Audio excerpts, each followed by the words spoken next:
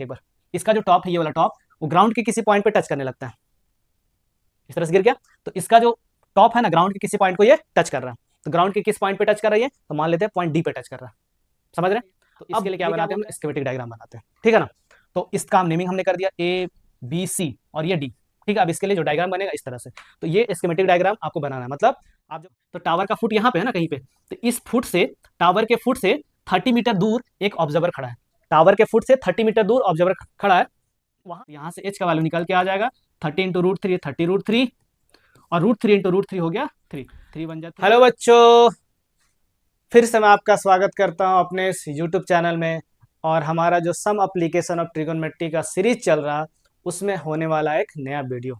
इससे पहले हमने 2 लेक्चर कंप्लीट किया है, अगर आपने उस लेक्चर को फॉलो किया होगा तो आपने देखा होगा कि यहाँ पे कितने बेहतरीन तरीके से चीज़ों को डिस्कस किया जा रहा है, ठीक है। आपको पूरे वीडियो तक बने रहना है, सारे लेक्चर को प्रॉपरली फॉलो करना है, तो इसके बाद मैं गारंटी देता हूं कि एग्जामिनेशन में कोई भी प्रॉब्लम नहीं होगा, कोई भी ऐसा क्वेश्चन हो जो आपके एग्जामिनेशन में छूट पाएगा, ठीक है ना। क्योंकि यहाँ बेहतरीन तरीके से मैं चीज़ों को यहाँ पे डिस्कस कर रहा हूँ, हर टाइप का क्वेश्चन को डिस्कस कर रहा हूँ, जो भी आपके एग्जामिनेशन पॉइंट ऑफ व्यू से इंपॉर्टेंट हो, चाहे वो प्रीवियस ईयर का क्वेश्चन हो, चाहे वो एनसीईआरटी का क्वेश्चन हो, चाहे किसी और भी बुक का क्वेश्चन हो जो आपके एग्जाम में इंपॉर्टेंट हो सकते हैं, एग्जामिनेशन में आने के चांसेस हैं, वो सारा क्वेश्चन मैं यहाँ पे डिस्कस कर रहा हूँ, ओके।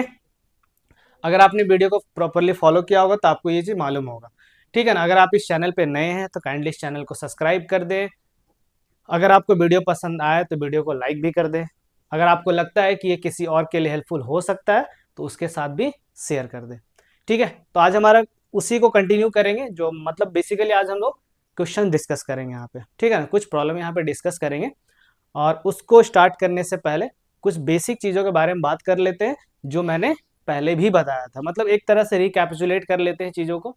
तो देखिए, हमने लास्ट क्लास में बताया था कि अगर एक ऑब्जेक्ट है यहाँ पे, ऑब्जर्वर, सॉरी, ये अगर आपका एक ऑब्जर्वर, मान लीजिए एक लड़का यहाँ पे खड़ा है, ये हो गया ऑब्जर्वर, ठीक है ना। तो ऑब्जर्वर के आई से ग्राउंड के पैरेलल एक लाइन बनाते हैं, ठीक है ना। ऑब्जर्वर के आई से ग्राउंड के पैरेलल एक लाइन बनाते हैं, और उस लाइन को हम लोग क्या बोलते हैं, तो उस लाइन को बोलते हैं हॉरिजॉन्टल लाइन, ठीक है, सही है। अब जैसे मान लीजिए एक ऑब्जेक्ट है, एक ईगल है जो यहाँ पे उड़ रहा है, अब ये ऑब्जर्वर क्या करता है, इस ईगल को स्पॉट करता है, देखता है, ठीक है ना, इस ईगल को देखता है। तो अब यहाँ पे क्या होगा, ये तो आपका ऑब्जर्वर हो गया और ये आपका ऑब्जेक्ट हो गया, तो ऑब्जर्वर के आई से ऑब्जेक्ट तक जो एक स्ट्रेट लाइन बनेगा उसको हम लोग क्या बोलते हैं, तो उसको बोलते हैं लाइन ऑफ साइट, सही है, यहां तक कोई दिक्कत नहीं है। फिर से बता दे, हॉरिजॉन्टल लाइन क्या होता है, एक ऐसा लाइन जो ऑब्जर्वर के आई से निकल रहा होता है और ग्राउंड के पैरेलल होता है। ऑब्जर्वर कहीं भी हो सकता है, अभी ऑब्जर्वर यहाँ पे खड़ा है, हो सकता है वो ग्राउंड पे खुद हो ऑब्जर्वर, तो वहां पे हम लोग क्या बनाएंगे, हॉरिजॉन्टल लाइन बनाएंगे, ठीक है ना। अब यहाँ पे आप इजिली देख सकते हैं कि लाइन ऑफ साइट और हॉरिजॉन्टल के बीच एक एंगल का फॉर्मेशन हो रहा है, ठीक है ना। ये सिचुएशन कब का है, जब ऑब्जेक्ट आपका हॉरिजॉन्टल लाइन से ऊपर है, ठीक है ना। तो इस एंगल का एक स्पेशल नाम होता है, ठीक है, स्पेशल नाम से जानते हैं। तो इस एंगल को क्या बोलते हैं, एंगल ऑफ एलिवेशन बोलते हैं, क्या बोलते हैं, एंगल ऑफ एलिवेशन, ठीक है ना, सही है। अब ये एंगल ऑफ एलिवेशन का फॉर्मेशन कब होता है, कब बनता है, तो जब आपका ऑब्जेक्ट हॉरिजॉन्टल लाइन से ऊपर हो, तो लाइन ऑफ साइट और हॉरिजॉन्टल के बीच जो एंगल बनेगा उसको बोलेंगे एंगल ऑफ एलिवेशन। अब ऐसा भी तो हो सकता है कि आपका जो ऑब्जेक्ट है वो हॉरिजॉन्टल लाइन से नीचे हो, नीचे कहने का मतलब ये लड़का छत पे खड़ा हो कि नीचे किसी ऑब्जेक्ट को देख रहा, जैसे यहाँ पे फ्लावर है ना, ये फ्लावर इस फ्लावर को देख रहा, तो ये ऑब्जर्वर हो गया और ये आपका ऑब्जेक्ट हो गया। तो ऑब्जर्वर के आई से ऑब्जेक्ट तक जो एक लाइन बनता है उसको क्या बोलते हैं, लाइन ऑफ साइट, जैसे यहाँ पे हमने बोला था, क्या बोलते हैं, लाइन ऑफ साइट, सही है। अब फिर से आप ऑब्जर्व करेंगे यहाँ पे हॉरिजॉन्टल लाइन और लाइन ऑफ साइट के बीच एक एंगल का फॉर्मेशन हो रहा है, ठीक है, इस एंगल को बोलते हैं एंगल ऑफ डिप्रेशन, ठीक है, क्या बोलते हैं, एंगल ऑफ डिप्रेशन। यहाँ भी देखिए हॉरिजॉन्टल और लाइन ऑफ साइट के बीच का ही एंगल है, बट यहाँ पे ऑब्जेक्ट आपका हॉरिजॉन्टल लाइन से ऊपर है, यहाँ भी हॉरिजॉन्टल लाइन और लाइन ऑफ साइट के बीच का ही एंगल है, बस बट इस बार ऑब्जेक्ट आपका हॉरिजॉन्टल लाइन से नीचे है। तो हॉरिजॉन्टल लाइन से नीचे ऑब्जेक्ट होगा तो उस केस में ये जो एंगल बनेगा उसको बोलेंगे एंगल ऑफ डिप्रेशन, सही है। तो ये हमने लास्ट क्लास में डिस्कस किया था। अब चलिए प्रॉब्लम यहाँ पे डिस्कस करते हैं, कुछ प्रॉब्लम और भी हम लोग यहाँ पे डिस्कस करते हैं, देखिए, ये बहुत ही फेमस क्वेश्चन है, बहुत ही पॉपुलर क्वेश्चन है। लोगों को इसमें बहुत प्रॉब्लम होता है समझने में, चीज़ों को समझने में कि ये है क्या, मतलब कैसे हो रहा है ये चीज़। ठीक है, क्या टूट रहा है, पेड़ टूट जा रहा है, कहीं से गिर जा रहा है, ग्राउंड को टच कर रहा है। तो देखिए समझिएगा, बहुत ही इजीली समझ में आ जाएगा, कोई भी प्रॉब्लम नहीं होगा यहाँ पे। देखिए क्वेश्चन क्या है, a tree breaks due to the storm and broken part bends to so that top of the tree touches the ground. तो मान लीजिए आपका एक ट्री है ए बी, इस ट्री का हाइट को हमने क्या लिया, ए बी लिया। ठीक है ना, अब क्या होता है, कहीं से ये टूट जाता है। ठीक है, कहीं से क्या होता है, ये टूट जाता है। तो मान लीजिए इस पॉइंट सी से ये ब्रेक करके टूट गया। अब टूटेगा तो ऑब्वियसली है ग्राउंड पे गिरेगा ये। तो ग्राउंड पे जब गिरता है तो इसका जो टॉप है ना, फिर से देखिए एक बार, इसका जो टॉप है, ये वाला टॉप, वो ग्राउंड के किसी पॉइंट पे टच करने लगता है। इस तरह से गिर गया, तो इसका जो टॉप है ना, ग्राउंड के किसी पॉइंट को ये टच कर रहा है। तो ग्राउंड के किस पॉइंट पे टच कर रही है, तो मान लेते हैं पॉइंट डी पे टच कर रहा है। समझ रहे हैं? अब ये क्या बोलता है कि ग्राउंड के जिस पॉइंट पे टच करता है ना, गिरा हुआ पार्ट जो टूट के गिर गया है, वो ग्राउंड के साथ कितना एंगल बना रहा, तो वो बना रहा 30 डिग्री का एंगल। तो ग्राउंड के साथ मतलब यहाँ पे आपको एक हॉरिजॉन्टल लाइन बनाना पड़ेगा। तो हॉरिजॉन्टल लाइन के साथ ये जो टूटा हुआ पार्ट है, ये वाला पार्ट सी डी, वो क्या बना रहा, 30 डिग्री का एंगल बना रहा। ठीक है ना, सही है। उसके बाद बोलता है कि ये ग्राउंड के जिस पॉइंट को टच कर रहा है ना, जिस पॉइंट को टच कर रहा है, जैसे डी पे टच कर रहा है, इस पॉइंट का डिस्टेंस इस पेड़ के फुट से कितना है, तो ये आपका था 8 मीटर।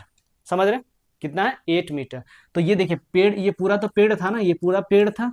तो ये जो पॉइंट ए है, ये तो पेड़ का फुट हो गया ना, क्या हो गया, फुट हो गया। पेड़ का फुट क्या हुआ, तो ये पॉइंट ए। तो पेड़ के फुट से ग्राउंड का टॉप जहां भी टच कर रहा, उसका डिस्टेंस दिया हुआ 8 मीटर। ठीक है, यहां तक कोई प्रॉब्लम नहीं होना चाहिए। अब क्वेश्चन क्या बोल रहा, what is the height of the tree, इस ट्री का हाइट क्या होगा। ठीक है, अगर आपने इसको अभी फिगर में अच्छे से देखा है तो आपको मालूम होगा कि यही पार्ट जो है ना, इतना बीसी, ये जो बीसी पार्ट है, इतना ही तो टूट करके इधर गिर गया ना। मतलब बीसी देखा जाए तो सीडी के बराबर है। समझ में आ रहा, ये जो बीसी जो पेड़ था इतना बड़ा सा, यहां से टूटा इधर गिर गया। इसका मतलब बीसी जो है, बीसी का लेंथ जितना होगा उतना ही लेंथ सीडी का होगा। मतलब पेड़ को ऐसे वापस उठा दीजिए तो ये बीसी को कवर कर लेगा। तो बीसी और सीडी का लेंथ क्या है, यहाँ पे बराबर है। सही है ना, बीसी और सीडी का लेंथ क्या है, यहाँ पे इक्वल है।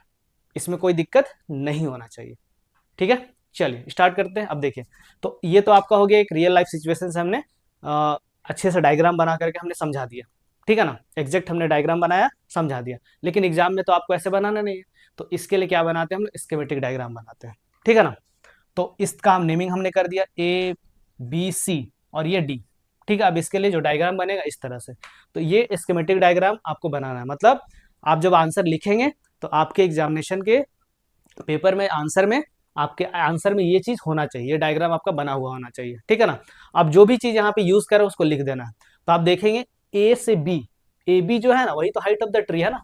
ए बी क्या है, यहाँ पे हाइट ऑफ द ट्री है। सही है, तो यहाँ पे ए बी जो है ना, क्या रिप्रेजेंट कर रहा, तो ए बी रिप्रेजेंट कर रहा हाइट ऑफ द ट्री को। ठीक है ना, इस हाइट ऑफ द ट्री में पॉइंट सी ऐसा पॉइंट है जहां से पेड़ टूटा है। तो इस पॉइंट सी से क्या कर गया, आपका पेड़ टूटा है। ठीक है ना, सही है, यहाँ तो कोई दिक्कत नहीं होना चाहिए। उसके बाद हमें मालूम है कि ये जो बीसी है ना, बीसी, ये बीसी जो है वही तो ब्रोकन पार्ट है ना। बीसी क्या रिप्रेजेंट कर रहा, ब्रोकन पार्ट को रिप्रेजेंट कर रहा। अब बीसी किसके इक्वल है, तो बीसी इक्वल है सीडी के। ठीक है ना, तो ये तो आपका हो गया बीसी ब्रोकन पार्ट, और जो रिमेनिंग पार्ट है वो हो गया आपका एसी। सही है, और बीसी सीडी के बराबर पहले मैंने बता दिया है। ठीक है ना, तो अनब्रोकन पार्ट हो गया आपका एसी और ब्रोकन पार्ट हो गया बीसी, और बीसी इक्वल किसके, सीडी के। तो बीसी का लेंथ तो डायरेक्टली मिलेगा नहीं आपको, बीसी का लेंथ आपको डायरेक्टली मिलेगा नहीं, तो फिर क्या करेंगे, सीडी का लेंथ निकालेंगे, और जो सीडी का लेंथ होगा वही बीसी का लेंथ हो जाएगा। सही है, देखिए कैसे करते हैं। तो अब देखिए एबी को, देखिए एबी को, तो एबी में क्या है, दो चीजों से मिलकर बना हुआ है, कौन कौन सा, तो एसी और बीसी। ठीक है, और एसी, एबी को हम लिख सकते हैं AC plus BC, but BC तो डायरेक्टली मिलेगा ना, अभी मैंने बताया। तो क्या करेंगे, फिर सीडी का लेंथ निकाल लेंगे। तो बीसी को किससे रिप्लेस कर देंगे हम, सीडी से रिप्लेस कर देंगे। बीसी को किससे रिप्लेस कर देंगे, सीडी से रिप्लेस कर देंगे। तो वन बाय वन करके हम लोग निकालते हैं, एक एक करके निकालते हैं। चलिए एसी में फाइंड करना है, एसी में फाइंड करना है। तो मैंने ये बताया था आपको, ठीक है ना, कौन सा एंगल दिया। सो अब यहाँ से एप्लीकेशन ऑफ ट्रिगोनोमेट्री स्टार्ट होता है। अब जो एप्लीकेशन ऑफ ट्रिगोनोमेट्री यहाँ पे स्टार्ट होता है, मतलब अब ट्रिगोनोमेट्री का यूज यहाँ पे करेंगे हम लोग। कैसे, देखिए एंगल डी को देखिए, एंगल डी को, इस ट्राइंगल में एंगल डी को देखें। अब एंगल डी क्यों भाई, एंगल सी क्यों नहीं देखें, क्योंकि एंगल डी का वैल्यू दिया हुआ है, ठीक है ना। तो जो भी एंगल दिया रहता है उसके सामने वाले साइड को देखिए, जो एंगल दिया हो ना 30 डिग्री, उसके सामने वाला साइड को देखिए। अब बोलेगा सर सामने वाला साइड को क्यों देखे, क्यों देखे सामने वाला साइड को, क्योंकि आपको AC फाइंड करना है, तो जो निकालना है उसको देखिए और कौन सा साइड दिया हो वो देखिए। तो जो निकालना है वो तो है AC, और कौन सा दिया हुआ है, तो ये दिया हुआ AD। समझ रहे हैं, फिर से सुन लीजिए क्या बोला मैंने, जो एंगल दिया हुआ उसके रिस्पेक्ट में देखिए क्या निकालना है और क्या दिया हुआ है। तो हमें AC निकालना है और AD दिया हुआ है, तो इस 30 डिग्री के लिए, इस 30 डिग्री के लिए ये जो AC है ये तो हो गया अपोजिट साइड, ये तो हो गया अपोजिट साइड, 30 डिग्री के सामने वाला जो साइड है। और जो दिया हुआ है, जो दिया हुआ है वो कौन सा साइड है, तो वो आपका AD दिया हुआ है, जिसको हम लोग क्या बोलते हैं, एडजेसेंट साइड बोलते हैं। मतलब ऐसे हम लोग बोलचाल की भाषा में क्या बोलते हैं, मतलब फ्रिक्वेंटली जो यूज करते हैं, एंगल के सामने वाले साइड को क्या बोलते हैं, परपेंडिकुलर बोलते हैं, और इधर वाले साइड को क्या बोलते हैं हम लोग, बेस बोलते हैं। और ये तो फिक्स है कि 90 डिग्री के सामने वाला साइड को हाइपोटेनस बोलते हैं, बट इस बार अभी लोग यूज नहीं कर रहे हैं, अभी यूज नहीं कर रहे, बाद में लोग यूज करेंगे, ठीक है ना। बट अभी के लिए हम लोग फोकस करें किस पे, AC का लेंथ निकालने के लिए, सही है ना। तो इस एंगल के लिए हमें अपोजिट साइड चाहिए, और जो दिया हुआ वो एडजेसेंट साइड है, मतलब अपोजिट अपॉन एडजेसेंट का जो रेशियो होता है उसको किस रेशियो से हम लोग जानते हैं, तो उसको बोला जाता है टैन रेशियो, ठीक है। अपोजिट अपॉन एडजेसेंट, अपोजिट को बोलते हैं परपेंडिकुलर, इसको बोलते हैं बेस। तो परपेंडिकुलर अपॉन बेस जो होता है ना, उस किस ट्रिगोनोमेट्री रेशियो के लिए होता है, तो ये होता है साइन के लिए, साइन के लिए। तो हमारे दिमाग में क्या आएगा, साइन रेशियो यहाँ पे आएगा, ठीक है, sorry not sine, tan, sorry. Perpendicular upon base क्या होता है, तो ये होता है आपका टैन, नॉट साइन, ये होता है आपका टैन। तो टैन रेशियो हमारे पास आएगा यहाँ पे, ठीक है ना। अब देखिए टैन रेशियो यहाँ पे आएगा, तो जैसे हम लिखेंगे टैन 30 डिग्री, जैसे हम लिखेंगे टैन 30 डिग्री, तो ये हो जाता है क्या, opposite upon adjacent, that is perpendicular upon base. तो अपोजिट यहाँ पे क्या AC, और AD क्या आपका 8 मीटर, तो 8 यहाँ पे पुट कर देना है। टैन 30 का वैल्यू होता है 1/√3, और AC का वैल्यू हमें निकालना है, AD का वैल्यू पुट कर दीजिए यहाँ पे, ठीक है ना। क्रॉस मल्टीप्लाई करेंगे तो यहाँ पे AC इक्वल टू हो जाएगा व्हाट, 8/√3, सही है। अगर आप कैलकुलेशन कर समझ पा रहे हैं तो ये इसके साथ इंटू होगा, फिर ये इसके साथ इंटू होगा, √3 जब उधर जाएगा तो डिवाइड में आ जाएगा, सही है, कोई दिक्कत नहीं होना चाहिए इसमें। अब देखिए, अब हमें क्या निकालना है, BC निकालना है, BC। तो BC मैंने पहले बताया था डायरेक्टली निकाल नहीं सकते हैं, तो क्या निकालेंगे, CD निकालेंगे, सही है ना। अब इस एंगल D के लिए, ठीक है ना, इस एंगल D के लिए जो आपको चाहिए CD वो है क्या, तो ये है हाइपोटेनस, और जो दिया हुआ है 8 सेंटीमीटर वो है क्या, तो ये तो आपका बेस है, जिसको हम लोग एडजेसेंट साइड भी बोलते हैं।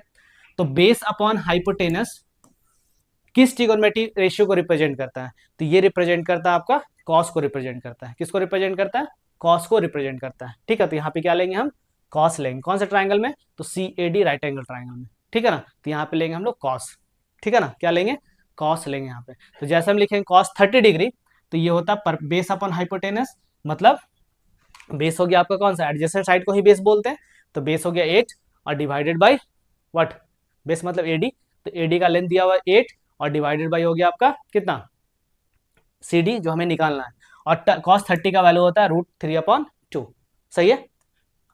तो बस इसको सॉल्व कर लेना, जब जैसे आप सॉल्व करेंगे CD को रिप्लेस कर दीजिए BC से, because CD and BC are equal. तो जैसे आप सॉल्व करेंगे तो यहाँ से √3 BC क्रॉस मल्टीप्लाई कर देना, √3 BC इक्वल टू 8 × 2 16, √3 जब उधर जाएगा तो डिवाइड में आ जाएगा, तो BC इक्वल टू हो जाएगा 16/√3, सही है।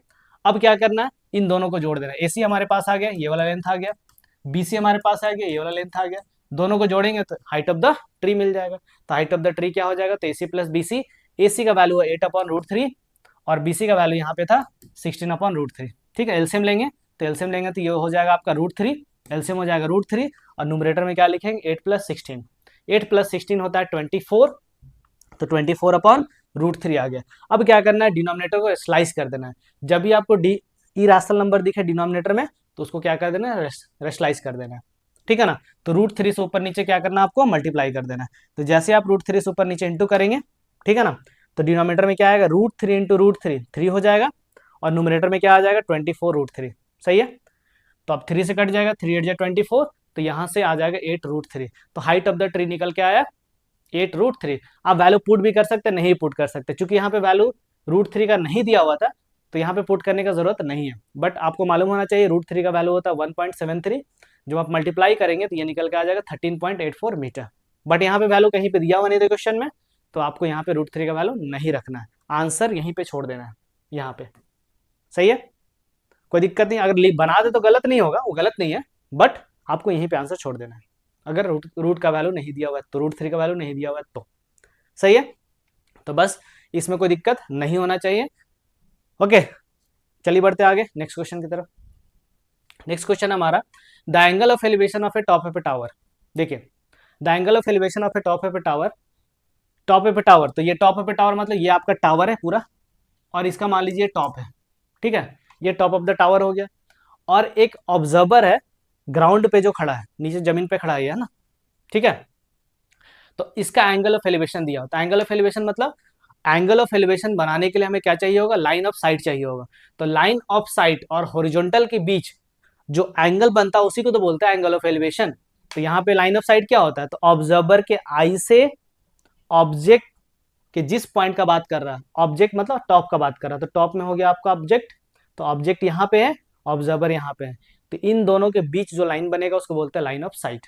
अब हमें एक हॉरिजॉन्टल बनाना है, किस लिए, किस लिए, तो एंगल ऑफ एलिवेशन के लिए। हमने स्टार्टिंग में बताया था, अगर ऑब्जर्वर का हाइट, जैसे मेरा हाइट 5 मीटर 6 मीटर जो भी हो, अगर ऑब्जर्वर का हाइट अगर यहाँ पे दिया हुआ नहीं है, जैसे क्वेश्चन आप पढ़िएगा पूरा क्वेश्चन, तो इस ऑब्जर्वर का हाइट कहीं भी दिया हुआ नहीं है, तो अगर ऑब्जर्वर का हाइट नहीं दिया हुआ है तो आपको नेग्लेक्ट कर देना। नेग्लेक्ट करने का मतलब, ये जो हाइट इतना दिख रहा है ना, ये हाइट नहीं कंसीडर करेंगे, मतलब इसको पूरे ऑब्जर्वर को एक पॉइंट ऑब्जेक्ट मान लेंगे, एक पॉइंट मान लेंगे। तो अगर क्वेश्चन में ऑब्जर्वर का हाइट नहीं दिया हुआ है तो उसको नेग्लेक्ट कर देना, हटा देना है, ठीक है ना। तो ये ऑब्जर्वर क्या बन जाएगा आपका, एक पॉइंट ऑब्जेक्ट बन जाएगा, पॉइंट ऑब्जेक्ट। तो इस ऑब्जर्वर को हम एक पॉइंट मान के चलेंगे, ठीक है ना। अब ये पॉइंट कहाँ पे होगा, तो ग्राउंड पे होगा, तो ग्राउंड पे ही आपको हॉरिजॉन्टल लाइन बना देना है, ठीक है। ग्राउंड पे ही क्या करना है आपको, हॉरिजॉन्टल लाइन बना देना है, ठीक है। अब हॉरिजॉन्टल लाइन और लाइन ऑफ साइट के बीच जो ये एंगल बन रहा है, ये एंगल, इसी को तो बोलता है एंगल ऑफ एलिवेशन, और ये दिया हुआ है 30 डिग्री। एक चीज और यहाँ पे बोला है, टावर का फुट जो है ना, टावर का फुट कहाँ पे होगा, तो टावर का फुट यहाँ पे है ना कहीं पे, तो इस फुट से, टावर के फुट से 30 मीटर दूर एक ऑब्जर्वर खड़ा है, टावर के फुट से 30 मीटर दूर ऑब्जर्वर खड़ा है, वहां से एंगल ऑफ एलिवेशन बनता है 30 डिग्री। तो 30 मीटर दूर ये खड़ा है, मतलब टावर का फुट तो ये हो गया ना, टावर का पैर तो ये हो गया फुट, तो फुट से ऑब्जर्वर का डिस्टेंस कितना है, 30 मीटर है। सही है, अब एंगल ऑफ एलिवेशन कितना बनता है, 30 डिग्री बनता है। सही है ना, तो बस ये हमने एक्सप्लेन किया, एक इस तरह से डायग्राम से एक्सप्लेन किया, बट ये डायग्राम आपको एग्जैक्ट नहीं बनाना, हम बताएंगे अभी कैसा बनाना, ठीक है ना। अब यहाँ पे देखिए एक राइट एंगल ट्रायंगल फॉर्म हो रहा है, ठीक है ना। आपको क्या निकालना, हाइट ऑफ द ट्री निकालना, राइट एंगल ट्रायंगल फॉर्म हो रहा है ना, ये राइट एंगल ट्रायंगल फॉर्म हो रहा है। हाइट ऑफ द ट्री अगर हम लोग बात करते हैं, मतलब not tree, height of the tower, अगर हम हाइट ऑफ द टावर का बात करते हैं तो हाइट का मतलब क्या, एक ऐसा लाइन जो ग्राउंड के परपेंडिकुलर होगा, तो मतलब हमें ये लेंथ फाइंड करना है, ये लेंथ क्या होगा, ठीक है ना। आप देख सकते हैं यहाँ राइट एंगल ट्रायंगल फॉर्म हो रहा है, इसका कुछ नेमिंग कर देते हैं, ठीक है ना। इसका नाम हमने लिखा ABC। अब ये जो ट्रायंगल बन रहा है ना, उसी के लिए आपको क्या करना है, स्कीमेटिक डायग्राम बना लेना। तो AB यहाँ देख सकते हैं क्या रिप्रेजेंट कर रहा है, तो ये हाइट ऑफ द टावर को रिप्रेजेंट कर रहा है, ठीक है ना। तो ये इस तरह से डायग्रामों को बनाना एग्जामिनेशन में, मतलब आप आंसर जहां लिखेंगे वहां पे ये डायग्राम बना हुआ होना चाहिए, ठीक है। चलिए सिंपल सा बेसिक सा कैलकुलेशन यहाँ पे देखिए, तो इस पूरे फिगर में AB क्या रिप्रेजेंट कर रहा है, तो AB रिप्रेजेंट कर रहा है आपका हाइट ऑफ द टावर को रिप्रेजेंट कर रहा है, और बोला था कि इस ऑब्जर्वर का फुट से, फुट कहाँ पे फुट, तो ये आपका फुट है ना B, तो B से C तक का डिस्टेंस दिया होता है 30 मीटर, तो distance of the foot of the tower from a point on the ground BC equal to 30 metre, ठीक है। तो टावर के फुट का डिस्टेंस इस पॉइंट से 30 मीटर दिया हुआ है, सही है ना। और इसको हमने हाइट ऑफ द टावर को h मीटर एज्यूम कर लिया, हाइट ऑफ द टावर को h मीटर एज्यूम कर लिया, नहीं भी करे तो कोई दिक्कत नहीं है, h के प्लेस पे आप AB लिख के चलेंगे तो वो भी आपका काम हो जाएगा। अब देखिए यहाँ पे ध्यान सुनिए, अब यहाँ पे एप्लीकेशन ऑफ ट्रिगोनोमेट्री यूज होगा, और जो सोचना होता है यही सोचना होता है। देखिए कौन सा एंगल दिया हुआ भाई, तो बोलिएगा सर एंगल C दिया हुआ है, ठीक है, वेरी गुड। इस एंगल के सामने वाला साइड कौन सा है, तो AB है। सामने वाला क्यों ले रहे हैं सर, बिकॉज हमें इसका हाइट निकालना है ना, तो जो निकालना है वो AB है, और जो दिया हुआ है वो है BC, मतलब इस एंगल के लिए ए बी जो बन रहा वो तो अपोजिट साइड हो गया। अपोजिट साइड कहने का मतलब जिस एंगल के बारे में बात करें उसके सामने वाला साइड, अपोजिट, जिसको हम लोग परपेंडिकुलर भी बोलते हैं। ठीक है। और ये जो बीसी है वो क्या है सर, तो ये बीसी आपका है एडजेसेंट साइड, एडजेसेंट साइड, इसको एडजेसेंट साइड बोलते हैं। तो एसी को क्या बोलते हैं सर, तो इसको बोलते हैं हाइपोटेनस, बट इसका अभी हमें जरूरत नहीं है, इस क्वेश्चन में जरूरत नहीं है। क्यों? क्योंकि हमें जो निकालना है वो ए बी है, जो दिया हुआ बीसी है। एडजेसेंट साइड का दूसरा नाम क्या होता है, तो ये होता है बेस। तो परपेंडिकुलर अपॉन बेस का बात हो रहा है। तो जैसे परपेंडिकुलर अपॉन बेस होता है तो कौन से ट्रिगोनोमेट्रिक रेशियो का बात कर रहे होते हैं हम लोग, टैन रेशियो का बात कर रहे होते हैं। मतलब हमें यहाँ पे क्या लेना पड़ेगा, टैन 30 डिग्री। तो जैसे हम लेंगे यहाँ पे टैन 30 डिग्री, ये लिखना है आपको in triangle what ABC, in triangle ABC tan 30 degree, tan 30 degree equals to क्या होता है, परपेंडिकुलर अपॉन बेस। सही है ना। परपेंडिकुलर यहाँ पे कौन है, तो ये है A B by B C. ए बी का लेंथ कितना है नहीं मालूम, इसको हमने एच एज्यूम किया था। बी सी का लेंथ कितना है 30। इधर से आते हैं, tan 30 का वैल्यू कितना होता है, तो ये होता है 1/√3, 1/√3। एच का वैल्यू निकालने के लिए क्रॉस मल्टीप्लाई कर देंगे। तो देखिए एच इंटू √3, तो ये हो जाएगा √3 into H equals to 30 into 1, तो ये हो गया आपका 30। अब √3 को उधर ले जाएंगे तो डिवाइड में आ जाएगा, तो 30 डिवाइडेड बाई √3, चूंकि डिनोमिनेटर में रूट आ रहा तो रेशलाइज कर देंगे। तो जैसे आप रेशलाइज करेंगे तो उसके लिए हमें क्या करना होगा, न्यूमरेटर एंड डिनोमिनेटर को मल्टीप्लाई करना पड़ेगा √3 से। तो यहाँ से h का वैल्यू निकल के आ जाएगा 30 इंटू √3, 30√3, और √3 इंटू √3 हो गया 3, 3 1 जा 3, 3 10 जा 30। तो यहाँ से h इक्वल टू आ गया 10√3 मीटर। तो इस टावर का हाइट निकल के आया व्हाट, इस टावर का हाइट निकल के आया 10√3 मीटर। ये आपका हो गया आंसर। ठीक है। ऐसे √3 का वैल्यू होता है 1.73, बट इस क्वेश्चन में √3 का वैल्यू कहीं हमें बोला नहीं था कि ये आप पुट कीजिए, तो हमारा आंसर यहीं पे हो जाएगा। आप कैलकुलेशन अगर कर भी देते हैं √3 का वैल्यू रख करके तो वो गलत नहीं है। तो डेसिमल क्या हो जाएगा, 1 प्लेस इधर शिफ्ट करेंगे तो ये हो जाएगा 17.3 मीटर। तो हाइट ऑफ द टावर निकल के आ गया आपका 17.3 मीटर। ठीक है। तो इसमें कोई प्रॉब्लम नहीं होना चाहिए। अभी हमने 2 क्वेश्चन डिस्कस किया, हमें ठीक है, हमें यह भरोसा है कि आपको इसमें इस 2 क्वेश्चन में कोई भी प्रॉब्लम नहीं हुआ होगा। ठीक है। और भी इसी टाइप के क्वेश्चन हम लोग डिस्कस करेंगे, इसी तरीके से डिस्कस करेंगे। ठीक है ना, कोई भी प्रॉब्लम आपको नहीं होने वाला है यहाँ पे। ठीक है। तो मिलते हैं नेक्स्ट वीडियो में। अगर ये वीडियो आपको पसंद आया तो काइंडली इस वीडियो को लाइक करें, अगर लगता है किसी के लिए हेल्पफुल हो तो इसके साथ शेयर भी करें। अगर आप इस चैनल पे नए हैं तो काइंडली इस चैनल को सब्सक्राइब भी कर दें, हमें इससे मोटिवेशन मिलता है। ओके, उसके लिए कोई पैसा नहीं लगता है, तो काइंडली चैनल को जरूर सब्सक्राइब करें और ज़्यादा से ज़्यादा लोगों तक इसको शेयर भी करें। तो मिलते हैं नेक्स्ट वीडियो में, आज के लिए इतना ही। Thanks for watching my video.